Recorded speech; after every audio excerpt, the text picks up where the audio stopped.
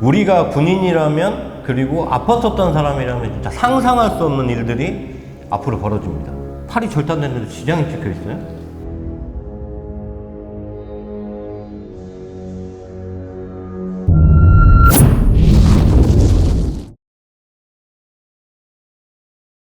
어떤 이야기를 하다가 누구누구는 국가유공자연금이랑 상위연금을 받고 뭐 개인연금도 받아서 이렇게 생활을 한다더라. 그래서 제가 그 상위연금이라는 걸 몰라서 상위연금이 뭡니까? 그랬더니 군인연금 이렇게 말씀을 하시더라고요. 그래서 그러면 20년 동안 군 생활을 하시다 다치신 선배님들이 계시는구나 처음엔 그렇게 생각을 했었거든요. 그러니까 저랑은 전혀 상관이 없다고 생각을 했는데 상위군경의 과장님께서 그런 말씀을 하시더라고요. 형준이 너 부사관 출신이니까 그러면 상위연금 받고 있겠네? 그렇게 말씀을 하셔서 그게 뭔지 모르겠습니다. 그렇게 했더니 야, 너 부사관 생활하다 다친 거잖아. 야, 너도 지원 자격이 될 텐데? 그러면서 내가 한번 알아봐 줄게 이렇게 말씀을 하시면서 나도 자격이 되는구나. 이제 네덜란드에서 그거를 알게 된 겁니다. 귀국해서 알아봐 주신다고 하셔도 저도 직접 이제 알아보고 싶어서 인터넷으로 찾아보고 법이 개정이 되면서 시효가 5년이긴 한데 올해 11월 28일까지 신청을 할 수 있다. 알아봐야겠다 해서 이제 국방부 재해보상과에 이제 문의를 하게 된 겁니다. 제가 직접 문의를 했더니 대상자는 맞다. 대상자는 맞는데 이미 전역할 당시에 장애가 명확하고 그러면 시효가 적용되기 때문에 전역한 시점부터 시효가 5년이라 불승인 해당 사항이 없습니다. 이렇게 전달을 받게 된 거죠. 받을 수 있지만 신청을 안 했기 때문에 못 받는다. 네, 그 당시에 대상자는 맞았는데 소멸시효가 지났기 때문에 신청을 하셔도 되지만 불승인 처리가 될 겁니다. 내가 청구를 해야 되는 권리가 있는데 그걸 청구를 하지 않았기 때문에 5년이 넘었기 때문에 그 권리는 소멸된다. 신청은 가능하지만 국방부에서는 승인 자체를 해줄 수 없다. 국가유공자도 안내가 없었을 뿐더러 상위연금도 안내를 받은 적이 없어요. 안 총장님께서 정보공개 요청을 해라. 분명히 이제 국가유공자 등급 그 신청을 했을 당시에 군병원 관련 자료가 있으니까 그거를 우선 받아보라고 말씀을 해주셔서 정보공개 요청이라는 걸 처음 이제 하게 됐고요. 거기서 뭐 여러 문제점들이 많이 발생하게 했는데 가장 황당했던 거? 이걸 보다가 지장이 찍혀 있는 부분이 아니 저희 누나한테도 확인을 했고 누나는 전혀 한 사실이 없다고. 만약에 누나가 했다 그러면 대필이라든지 이런 글자가 밑에 써 있을 텐데 그건 전혀. 의무조사에 대한 본인 의견 여기에 동의 부동의가 있어요. 팔이 절단됐는데 지장이 찍혀 있어요? 전 처음 받았을 때 이게 처음에 지장이 아니라 뭐가 묻었나 처음에 생각을. 그렇죠. 근데 이게 무려 하나, 둘, 셋, 넷, 다섯, 여섯, 7명 중에 미참석하신 분도 계시지만 최소한 6명 이상의 장교들이 군의관뿐만 아니라 강릉병원장까지도 확인한 서류예요. 근데 지장이 찍혀져 있어요. 의무조사 의결서는 이 사람의 신체 상태가 장애 확정이 됐기 때문에 계속 군생활을 할 수 있는지 여부 하나, 그리고 이 사람이 어떤 보상을 받아야 되는지 하나, 아까 얘기했던 기관 보상의 첫 단추죠. 의무조사 의결서에 따라서 모든 게 다 이루어져요. 그러면은 여기에서 지장이 찍혀져 있어요. 이거 자체가 서류가 무효라는 의미거든요. 그래서 아주 심각한 부분이죠. 근데 이런 경우가 또 있을 거란 말이죠. 또 여기에 뭐가 나오냐면 보상 등급이나 기관 보상 중에 장애 보상금을 받을 건가 아니면 상위연금을 받을 건가. 간부의 경우 상위연금 해당이 되면 상위연금을 받아야 된다고 했잖아요. 장애 보상금 1급을 줬어요. 그리고 상위 등급은 없습니다. 공란이에요. 신기하죠. 그리고 지장도 아무도 찍지 않았어요. 그럼 이 서류 자체가 가라앉는 거예요. 거기다가 문제는 뭐냐면 원래 본인 동의하고 부동의가 있으면 설명을 해줘야 돼요. 장애보상 등급은 뭐고 보상 등급은 뭐고 상위연금은 뭐다 그랬으면 이때 상위연금을 안내를 해줬으면 형윤 씨는 바로 신청을 했겠죠. 물어봤겠죠. 나 연금 받을 수 있지 않냐라고. 왜? 명확하니까. 지금 현재 기준으로 봐도 옛날 기준으로 봐도 양팔 절단은 1급이에요. 연금. 최고 등급을 받을 수 있단 말이죠. 근데 아예 장애보상금에서 이때 당시 얼마나 받으셨어요? 1,200만 원. 지금 2007년도부터 지금 몇 년이죠? 15년 동안 받았으면 얼마 못 받으신 거죠? 한 3억, 한 6천만 원 정도. 이거 바보 아니고 병신 아닌 이상은 이거 그때 당시에 이거 설명해줬으면은 몰랐을까요? 당연히 다만 10만 원이라도 연금을 준다고 했다 그러면 평생 받을 수 있는 금액인데 그렇죠. 당연히 신청을 했겠죠. 이거 3억 6천원 지금 국방부에 책임져야 되는 거 아닐까요? 제 생각은 받아야 된다고 생각은 하지만 지금까지 못 받은 거를 빼고라도 앞으로라도 제가 살아갈 날이 많지 않습니까? 처자식도 제가 중간에 어떻게 될지 모르는 상황에서 처자식이 생활할 수 있는 그런 그 연금을 지금부터라도 지급받을 수 있으면 좋겠습니다. 그리고 또 이 의무조사에 지장도 찍혀져 있어요. 본인 동의.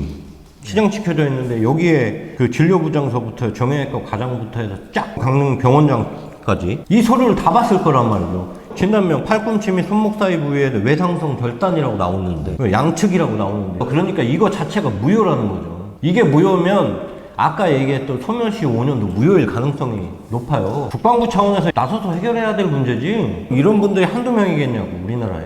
그러니까 이걸 작성하기 위해서는 심의를 열었어야 되는데 심의에 참석한 적도 없고 전혀 이런 심의에 참석한 적이 없는데 저를 배제하고 했다? 그것도 좀 이해가 안 가고 하물며 날짜도 틀렸어요. 발병 일치도 틀린 게 2006년 11월 7일인데 그 의무조사 조사 보고서에는 2007년으로 나와요. 2007년 11월에 전역하지 않았나요? 그땐 국가유공자가 벌써 돼 있는 상태였고. 그 간호일지 내용 중에 제가 모발 이식 수술을 했다고 이렇게 돼 있더라고요. 네, 말도 안 되는 얘기가 또 적혀져 있죠. 그러니까 이게 상해연금 자체가 현재 상태로 봤을 때 모든 서류는 이건 다 가라라고 보셔야 돼요. 주위에 상해연금을 못 받거나 국가유공자가 안 된 분들이 되게 많아요. 왜 안 됐냐를 놓고 보면 90% 이상이 안 내요.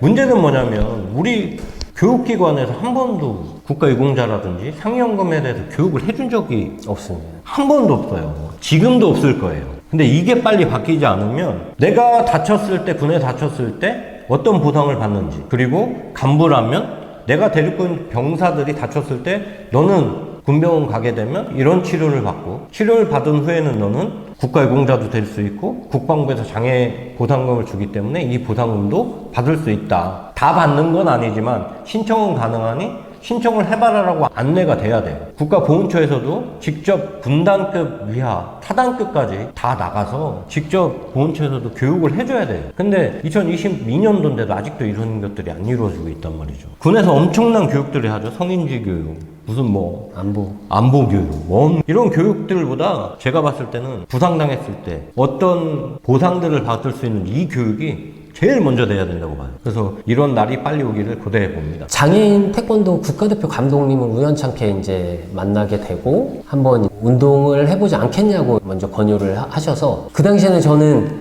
그냥 운동만 하면 패럴림픽에 쉽게 갈 수 있을 거라고 생각을 했거든요. 감독님께서도 뭐 군인 출신이라고 하니까 깡도 있고 될 것 같다 해서 시작을 했는데 뭐 몇 차례 외국 대회 나가면서 메달도 따고 근데 세계 선수권 대회를 준비를 엄청 많이 했는데 거기서 예선 탈락을 하면서 조금 운동에 다시 시련이 오고 이제 좀 방황을 하던 와중에 같이 운동을 하셨던 형님이 이제 철인 3종이나 사이클 한번 같이 타보자. 그 시기 때 뭐 육상도 하면서 전국체전에서 메달도 좀 몇 개 따고요. 철인 3종 경험도 해보고 아예 사이클로 전향을 시작하면서 운 좋게 트랙 1km 대회에서 한국 신기록을 내게 됐고 그 다음에 코로나로 연기됐던 세계 상위군경 체육대회에 운 좋게 같이 합류를 하면서 22년도에 열렸던 네덜란드 인빅터스 게임에 참석하면서 거기서도 어떻게 운 좋게 1초 정도 차이로 해서 금메달 획득할 수 있게 됐습니다. 제가 이제 팔이 다치지 않았다면 현재 군 생활을 계속하고 있지 않을까 생각이 되고요. 지금 의수를 착용하고 이제 결혼을 한 지는 이제 한 8년, 딸 아이도 이제 8살 이렇게 됐는데, 뭐 와이프랑 연애할 때부터도 계속 생각했던 게 그 손 한번 잡아보는 거? 딸 아이를 낳고도 손 한번 잡아보는 거. 이렇게 내 손으로 아이를 안아보고 이렇게 촉감을 느껴보는 게 가장, 그게 지금도 할 수 있으면 그걸 가장 해보고 싶어요.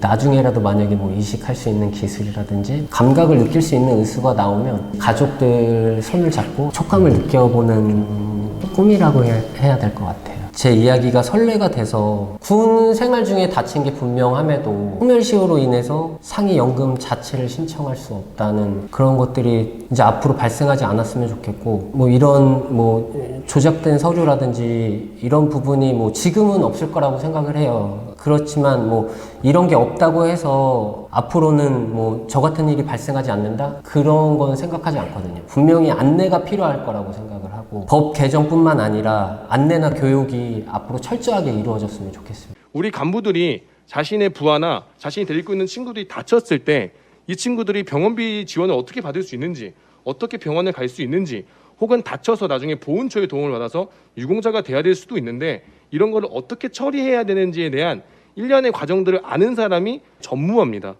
일단 양성기관, 사관학교, 학군교, 그리고 임관에서 초군반, 제 고군반까지 했지만 어떠한 교육에서도 내 부하가 다쳤을 때 어떤 병원으로 데리고 가서 어떻게 진료를 받고 진료비를 받고 이러한 과정들을 간부들이 알고 있어야, 왜냐면 병사가 직접 군의관한테 그걸 물어볼 수도 없고 기껏해야 소대장, 분대장, 중대장에게 물어보는데 간부들이 병사들 앞에서 비겁한 간부들이 될 수밖에 없는 이런 지식 수준이 어쩔 수밖에 없는 오해를 만들고 나중에 지나고 나서 부모는 그거에 대한 분노를 가지고 우리 아들이 다쳤는데 제대로 설명해주지 않았다, 군대에서 조치해주지 않았다라는 오해와 의심이 거기서부터 시작되는 거라고 생각이 듭니다.